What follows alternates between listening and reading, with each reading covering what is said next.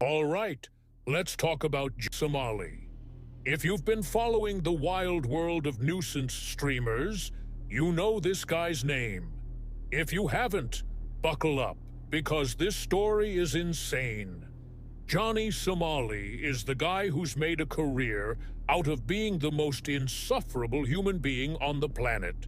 He's the guy who travels the world, not to explore or experience cultures, but to harass people, break laws, and get his face punched in. And now, he's facing serious jail time. But here's the kicker. This is just the beginning of his legal troubles. Let's break it all down. First, let's rewind a bit. Johnny Somali. Real name not important, because let's be honest, he's made his online persona infamous, is a streamer who's built his entire brand on being a public nuisance. He's the guy who goes to different countries, acts like a complete menace, and then films himself getting beaten up or arrested. It's like a global tour of humiliation, except he's the one orchestrating it. And for a while, it worked. He gained notoriety, a following of people who either loved to hate him or just loved watching him fail. But now, the consequences are catching up to him in a big way. Let's start with Japan. Johnny Somali first gained attention when he was arrested there for his antics. But Japan, as strict as they are, gave him what many would call a slap on the wrist. He was deported, and instead of learning his lesson, he doubled down. He started trash-talking Japan online, acting like he'd gotten away with it. But here's the thing, Johnny doesn't know when to quit. So he took his act to South Korea. And let me tell you, Korea was not having it. In Korea, Johnny Somali continued his usual routine, harassing people, causing chaos, and generally being a public nuisance. But Koreans weren't about to let him off easy. In fact, they went full detective mode on him. There were reports that people were using drones and tracking apps to locate him just so they could confront him.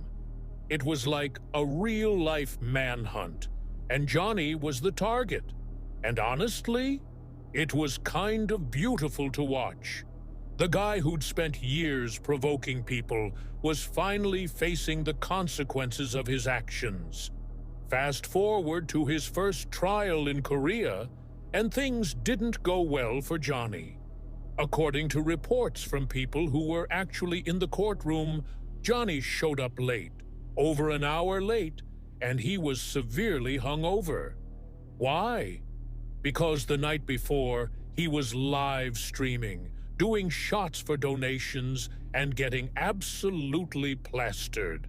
This guy was so drunk that he was puking his guts out hours before he had to appear in court. And when he finally showed up, he was wearing a suit that was way too big for him, like he'd borrowed it from a clown store. He looked ridiculous, and his attitude even worse. During the trial, Johnny was hit with some serious charges. We're talking obstruction of business and violations of the Minor Crimes Act. Now, those might sound like minor offenses, but in Korea, they take this stuff very seriously. He's looking at a potential 5 to 10 years in prison just for these charges alone.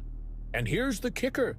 This is just the first round of charges. There are more coming. Johnny Somali is facing a legal avalanche, and he's already pleading guilty to some of it. This is not a good look for him. But wait, it gets worse.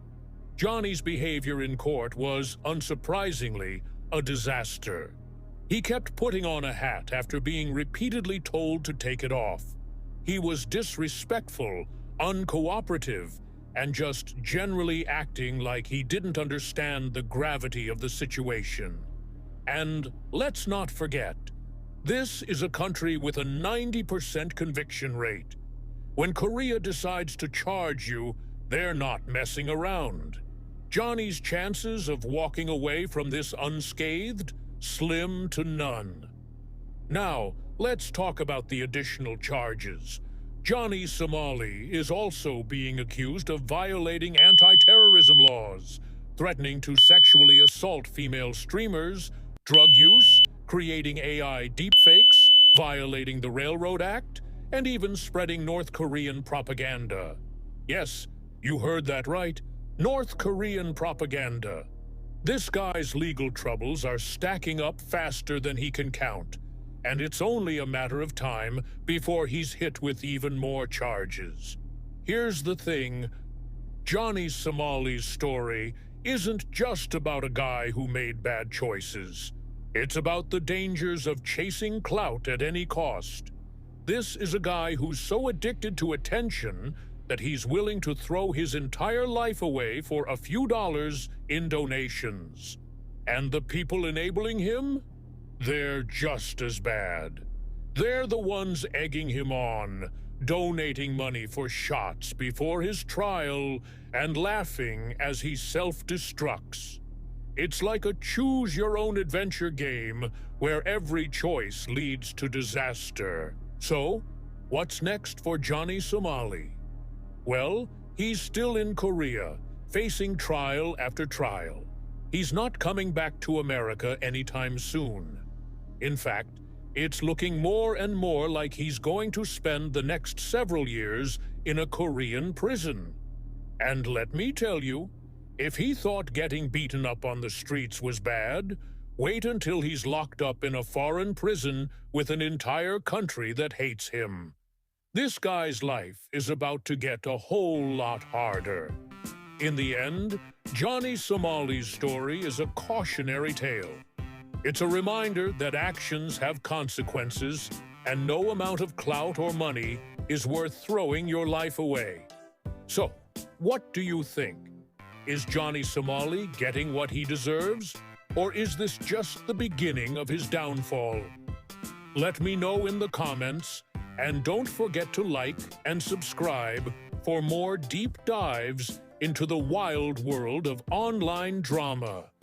Thanks for watching, and I'll see you in the next one.